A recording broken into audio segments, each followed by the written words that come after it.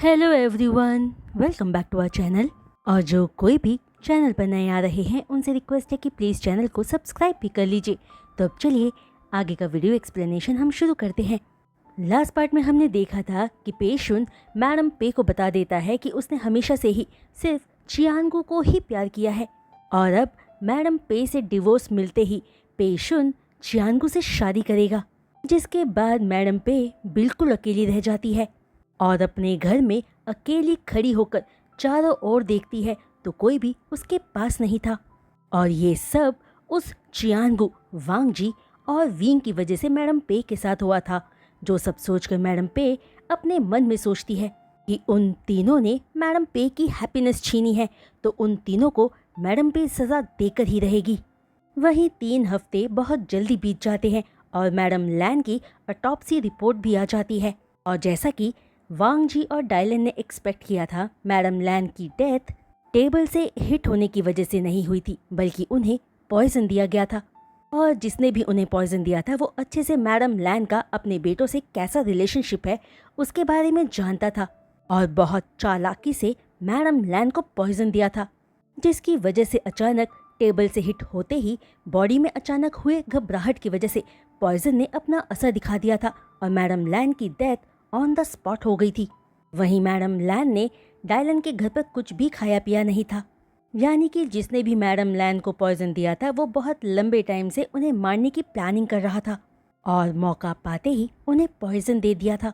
जहां autopsy report पढ़ते ही Dylan और वांग जी सीधा वे जी पर ही शक करते हैं क्योंकि वो ही मैडम लैन के साथ आया था। जिसके बाद दोनों भाई मैडम लैन के डेथ कॉज को न्यूज़ में पुलिस को रिलीज करने देते हैं। जो न्यूज़ पूरे शहर में बहुत तेजी से फैल जाती है, जिस न्यूज़ पर मैडम लैन की फैमिली विंग पर ही इल्ज़ाम लगाने लगती है कि उसी ने मैडम लैन को मारा होगा। जो कमेंट पढ़कर पूरा शहर विंग को नेगेटिवली ट्रोल करने लगता है। उस वक्त वांग जी डायलन के साथ अपनी एक मीटिंग में था कि तभी एक बॉडीगार्ड आकर सीधे वांग जी को ट्रेंडिंग टॉपिक दिखाता है।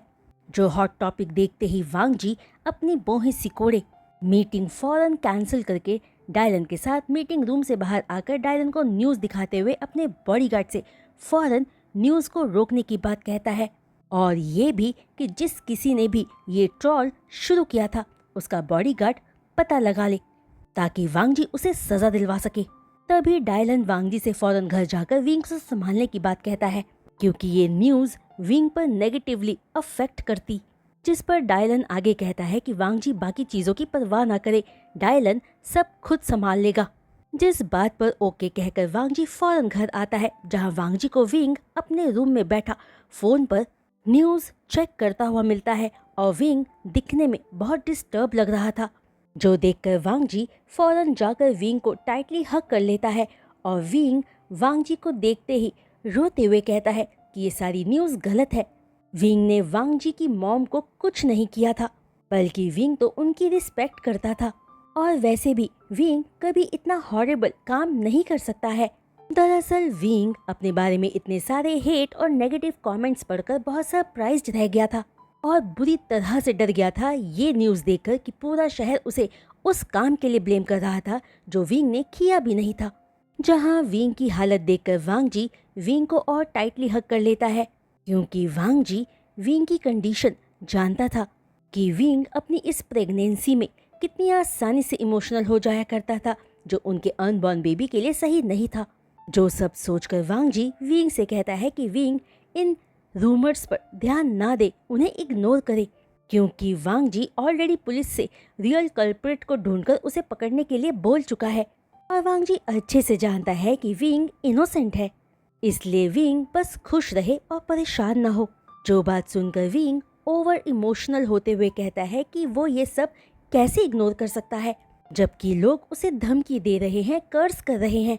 तभी अचानक बात करते हुए विंग अपने टमी में एक पेन फील करके कर जाता है जहां विंग को पेन में देखकर वांग जी घबरा जाता है और विंग को शांत होने के लिए कहता है, ये सोचकर कि अभी थोड़े टाइम पहले ही उन्होंने अपना एक बेबी खोया है तो वांग जी इस बार कुछ भी गलत विंग के साथ होने नहीं देगा। जिसके बाद वांग जी फौरन डॉक्टर को बुलवाकर विंग को चेक करवाता है जहां विंग के अनस्टेबल इमोशंस को देखकर डॉक्टर को न चाहते हुए भी विंग को सेडेट देना पड़ता है ताकि वो थोड़ा आराम कर सके। जिसके बाद वांग जी के पूछने पर कि विंग कैसा है, डॉक्टर कहता है कि विंग के अनस्टेबल इमोशन की वजह से उसे पैनिक अटैक आया था, इसलिए कुछ टाइम वांग जी को विंग का अच्छे से ख्याल रखना होगा। जहां डॉक्टर के जाते ही वांग जी विंग के स्लीपी फेस को देखकर फौरन पुलिस को कॉल करके मेन कल्प्रिट को पकड़ने के लिए कहता है। जहां कुछ ही घंटों में पुलिस मेन कल्प्रिट को पकड़कर जेल में बंद कर देती है और डायलन के लोग सोशल मीडिया से मैडम लैन से जुड़ी सारी न्यूज़ हटा देते हैं, मानो वो न्यूज़ कभी सोशल मीडिया पर था ही नहीं। जो सब देखकर मैडम लैन की फैमिली बहुत डिसअपॉइंटेड फील करती है, जिसने इस न्यूज़ की वजह से वांग जी से कॉम्पनसेशन अमाउंट लेने का प्लान किया था। वही मैडम पे युआन से जेल में मिलने जाती है, जहां जाकर वो देखती है कि वांग जी बेशक हार्टलेस था, लेकिन फिर भी पे युआन की कंडीशन को ख्याल में रखकर वांग जी ने पे युआन को जेल में स्पेशल फैसिलिटीज प्रोवाइड करवाई थी। पर इन सबसे भी मैडम पे का गुस्सा वांग जी के लिए कम नहीं हुआ था, क्योंकि वांग जी की वजह से ही पे युआन जेल में थी। वहीं दूसरी तरफ जब विंग सोकर उठता है तो वांग जी को अपने पास ही पाता है और अचानक उठकर बैठते हुए अपना फ़ोन दोबारा चेक करने की कोशिश करता है, जिसे ऐसा करने से रोकते हुए वांग जी कहता है कि विंग को और स्ट्रेस नहीं लेना चाहिए, ऐसा करना उनके बेबी के लिए हार्मफुल हो सकता है। वहीं वांग जी ने सारी सिचुएशंस को संभाल लिया है, कोई भी विंग को कुछ नहीं कहेगा। जो बात सुनकर भी विंग पैनिक होते हुए कहता है कि वांग जी क्यों समझ नहीं पा रहा है, जल्दी ही पुलिस आकर विंग को अरेस्ट करके ले जाएगी, इसलिए विंग बहुत डरा हुआ है क्योंकि वो जेल नहीं जाना चाहता है। जो बात सुनकर वांग जी विंग को हक करके कहता है कि कोई विंग को अरेस्ट नहीं करेगा, क्योंकि विंग ने कुछ भी गलत नहीं किया है और अब विंग को शांत हो जाना चाहिए। वहीं वांग जी विंग को हमेशा प्रोटेक्ट करेगा। ये बात वांग जी ने विंग से कहा था ना, इसलिए वांग जी ऑलरेडी मेन कल्प्रिट को अरेस्ट करवा चुका है। जो बात सुनते ही विंग होपफुल आइज से वांग जी को देखकर पूछता है कि क्या सच में वांग जी विंग को प्रोटेक्ट करेगा और किसी को कुछ नहीं होने देगा। जिस पर वांग जी स्माइल के साथ कहता है कि वांग जी प्रॉमिस करता है और अब विंग को रेस्ट करना चाहिए। जो बात कहकर वांग जी विंग के फोरहेड पर किस करता है और विंग रिलैक्स्ड हो जाता है। वहीं लैंस की तरफ से विंग के लिए पॉजिटिव स्टेप्स लेते ही मिस्टर पे भी अपने ऑफिशियल अकाउंट का यूज़ करके मैसेज करते हैं कि उनका एम्प्लॉय विंग इनोसेंट है और अब मिस्टर पे खुद इस केस के इन्वेस्टिगेशन में हेल्प करके मेक श्योर करेंगे कि रियल कल्प्रिट को विंग के नाम को खराब करने के लिए पूरी सज़ा मिले। जहां लैन फैमिली के साथ साथ पे फैमिली का सपोर्ट भी विंग के लिए देखकर सब कंफ्यूज्ड होते हैं कि इतनी वेल नोन पे फैमिली आखिर अपने नॉर्मल से एम्प्लॉय के लिए इतना स्ट्रॉन्ग स्टेप क्यों ले रही है। जहां पे फैमिली से पेशुन का मैसेज पढ़कर वांग जी भी कंफ्यूज्ड और क्यूरियस होता है, क्योंकि इन सब से ये सिर्फ एक बॉस और एम्प्लॉय का रिलेशन वांग जी को नहीं लग रहा था। जहां वांग जी को लग रहा था कि मिस्टर पे कोई ऐसी बात है जो सबसे छुपा रहे हैं, क्योंकि वांग जी को याद आता है कि उसने विंग की मॉम को भी पेशुन के ऑफिस में देखा था। जो बात याद करके वांग जी श्योर था कि जरूर कोई ऐसी बात थी जिसका पता वांग जी को नहीं था। जो सब सोचते हुए वांग जी मिस्टर पे की फोटो पर अपनी फिंगर चलाते हुए बड़बड़ाता है कि आखिर मिस्टर पे का विंग के लिए क्या फीलिंग्स है। कि तभी वांग जी का हाथ अचानक मिस्टर पे के हाथ पर दिख रहे एक डिस्टिंक्टिव मार्क पर रुक जाता है और वांग जी अपनी बोहे सिकोड़े सोचता है कि ये मार्क इतना जाना पहचाना क्यों लग रहा है कि अगले ही पल वांग जी की आंखें वाइड ओपन हो जाती है जब उसे रियलाइज होता है कि सेम डिस्टिंक्टिव मार्क विंग के हाथ पर भी है। जो बात रियलाइज करते ही वांग जी फौरन एक कॉल करके किसी को कुछ इन्वेस्टिगेट करने को कहता है, क्योंकि ये नॉर्मल बात नहीं थी कि मिस्टर पे विंग को लेकर अपना इतना कंसर्न शो करते थे, जिसका मिस्टर पे के साथ कोई भी रिलेशनशिप नहीं था। जिसके बाद वांग जी वूशान को कहकर विंग को बुलाने के लिए कहता है। तो वांग जी की बातों से बेहतर फील करते हुए नॉर्मल होकर किचन में काम कर रहा था। तभी विंग वांग जी के पास आकर वांग जी के लैप पर बैठते हुए पूछता है कि वांग जी ने विंग को क्यों बुलाया था। तो पूछकर विंग वांग जी के चीक पर किस करके स्माइल करता है कि तभी वांग जी विंग का राइट हैंड पकड़कर उसके डिस्टिंक्टिव मार्क को देखता है, जो 100% मिस्टर पे के मार्क जैसा दिख रहा था। जो देखकर वांग जी मन में सोचता है कि क्या बाय एनी चांस विंग की मॉम का रिलेशन मिस्टर पे के साथ हो सकता है, क्या उनका आपस में कोई हिस्ट्री हो सकती है। तो सारी बातें सोचकर वांग जी विंग से पूछता है कि वांग जी विंग से ये पूछना चाहता था कि क्या विंग की mom by any chance wing के फेवरेट बॉस मिस्टर शुन को जानती हैं। जिस सवाल पर विंग स्माइल के साथ सच बता देता है कि मॉम और मिस्टर शुन फ्रेंड्स हैं, पर सालों से एक दूसरे को नहीं मिले हैं। जो बात सुनकर वांग जी ओके में अपना सिर हिलाकर विंग को जाने के लिए कहता है। फिर थोड़ी देर बाद वांग जी को डायलन का कॉल आता है, जिसके कॉल को वांग जी एक्सपेक्ट कर रहा था। जिस कॉल के आते ही वांग जी रेडी होकर डायलन के साथ वहां जाता है, जहां वेजी के डैड मिस्टर वे कुछ दिनों से छुपे हुए थे।